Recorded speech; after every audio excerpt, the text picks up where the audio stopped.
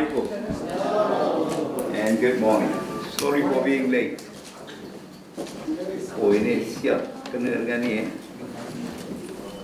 Perbandingan dengan tempoh sama tahun sebelumnya, 1 Januari hingga 12 November 2022, menunjukkan pada tahun ini berlaku peningkatan sebanyak 6,330 kes atau kertas siasatan, iaitu satu peningkatan sebanyak 22%. Hal yang sama turut direkodkan bagi nilai kerugian yang mencatatkan kenaikan sebanyak 21%, iaitu bersamaan dengan RM331,422,294.94. So, isu-isu yang saya katakan tadi menarik perhatian adalah tentang pelaburan tidak wujud.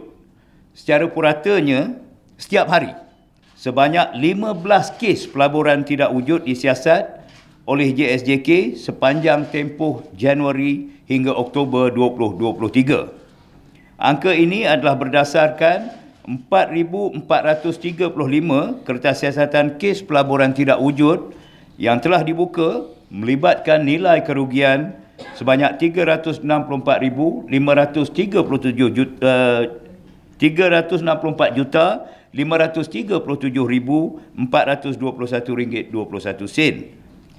Apa yang lebih membimbangkan adalah nilai kerugian ini adalah bersamaan dengan 20% daripada keseluruhan nilai kerugian kes-kes jenayah komersial, iaitu yang saya katakan tadi sebanyak 1,824,715,080 ringgit 52 sen yang direkodkan pada tahun ini. Maknanya 20% daripada kes-kes ataupun kerugian itu adalah dalam pelaburan tidak wujud.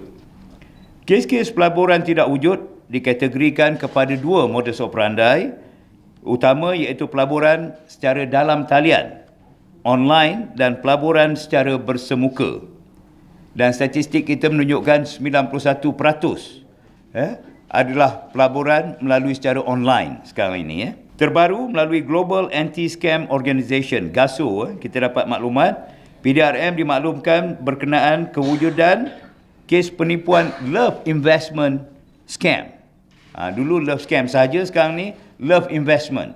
Dulu scam yang biasanya kononnya saya tersangkut di airport, minta dahulukan duit, saya akan bayar balik dan sebagai tolong hantarkan sekarang. Ini love scam yang biasa kita dengar. Sekarang ni investment. Dia lure ataupun mengajak mangsa itu untuk masuk dalam investment scheme yang menjanjikan pelbagai ini.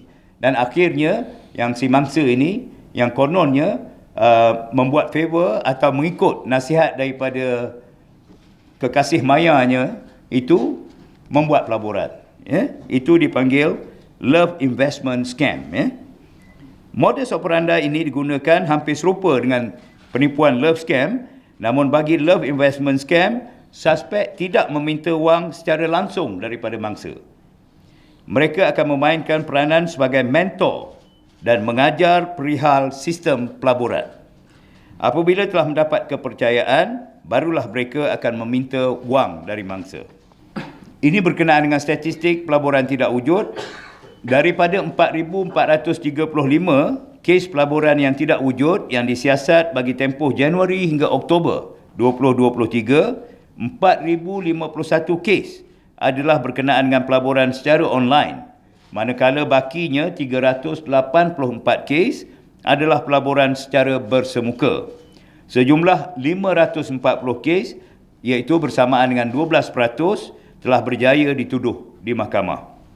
Secara perbandingan, kes pelaburan tidak wujud yang dicatatkan bagi Januari hingga Oktober tahun ini merekodkan peningkatan sebanyak 1,557 kes bersamaan 54,1% berbanding tempoh sama tahun 2022. Begitu juga halnya bagi jumlah kerugian yang turut merekodkan peningkatan sebanyak 176,232,864 ringgit 45 sen atau bersamaan dengan 93,6%.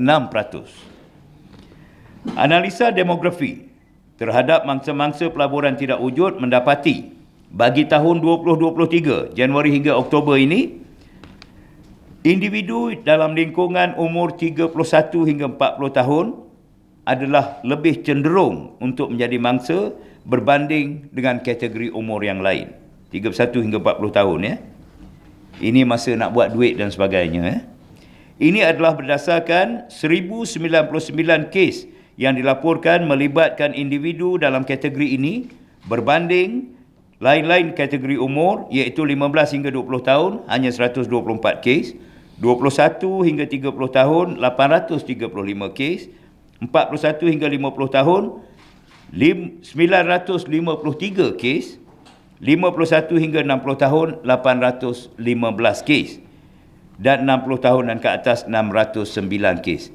Dengan itu kita nasihatkan untuk sentiasa lebih berhati-hati. Orang lain pun kena berhati-hati dan waspada, tapi mereka hendaklah lebih berhati-hati dalam keterujaan mereka untuk membuat fast bucks, kata orang, untuk membuat duit dengan cepat dan berwaspada apabila melakukan urusan berkaitan pelaburan. Lebih daripada 91% yang pelaburan online ini adalah kes-kes yang spurious, yang tidak betul. So, kalau orang kata take it with a grain of salt, yang ini take it with a giant grain of salt. Yang itu yang kita kena.